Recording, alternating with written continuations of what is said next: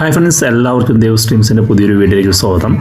ഞാനിപ്പോൾ നിൽക്കുന്നത് മൈസൂരിലെ cent Philomena ചർച്ചിലാണ്. ഇത് ഇന്ത്യയിലെ തന്നെ ഏറ്റവും വലിയ ക്രിസ്ത്യൻ പള്ളികളിൽ ഒന്നാണ്, ഏഷ്യയിലെ രണ്ടാമത്തേതും.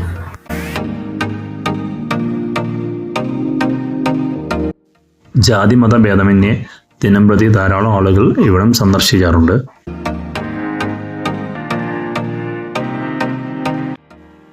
ആയിരത്തി 843 ആദ്യത്തെ പള്ളി നിർമ്മിച്ചത്. അന്നത്തെ മഹാരാജാവായ മുമ്മൂടി കൃഷ്ണരാജ വാടിയരാണ് ഈ പള്ളി നിർമ്മിച്ചത്. പിന്നീട് ഇന്ന് കാണുന്ന ഈ പള്ളി പുതുക്കി പണിയുകയായിരുന്നു.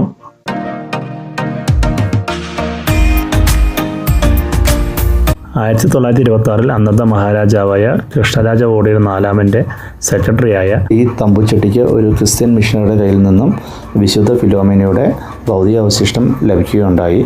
അദ്ദേഹം അത് അന്നത്തെ വികാരിയായ ഫാദർ ഗോഡ്ചെയ്ക്ക് കൈമാറി.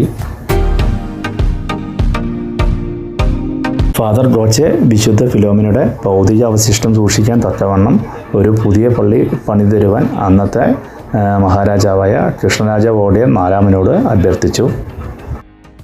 അങ്ങനെ 1933 പുതിയൊരു പള്ളി പണിയുവാൻ തീരുമാനിക്കുകയും 1941 പള്ളിയുടെ പണി പൂർത്തിയാവുകയും ചെയ്തു.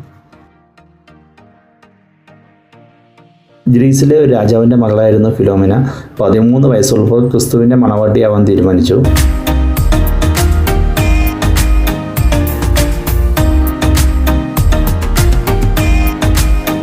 ഈ സമയത്ത് റോമിലെ ഡയോക്ലിസ് ചക്രവർത്തി ഫിലോമിനയുടെ പിതാവിനെതിരെ യുദ്ധം പ്രഖ്യാപിക്കുകയുണ്ടായി. സമാധാനം അഭ്യർത്ഥിക്കാൻ വേണ്ടി ഫിലോമിനയുടെ പിതാവ് കുടുംബത്തോടൊപ്പം റോമിലേക്ക് പോയി.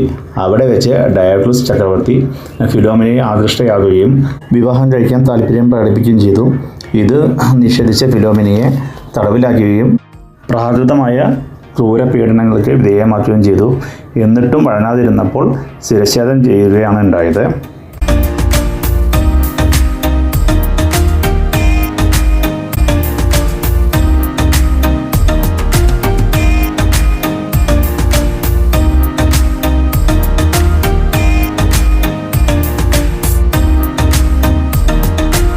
പത്തൊമ്പതാം നൂറ്റാണ്ടിലെ പ്രശസ്തമായ നിയോ ഗോത്തിക് ശൈലിയിലും ജർമ്മനിയിലെ പ്രസിദ്ധമായ കൊളോൺ കത്തീഡ്രലിൻ്റെ മാതൃകയിലാണ് ഈ പള്ളി നിർമ്മിച്ചത്.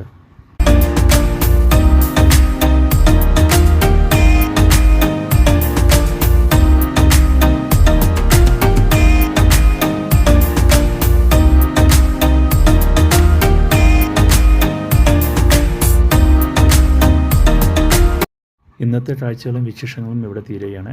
മറ്റൊരു വീഡിയോയുമായി നമുക്ക് വീണ്ടും കാണാം. വീഡിയോ കണ്ട് ഇഷ്ടപ്പെട്ടാൽ ചാനലൊന്ന് സബ്സ്ക്രൈബ് ചെയ്ത് സപ്പോർട്ട് ചെയ്യുക. താങ്ക്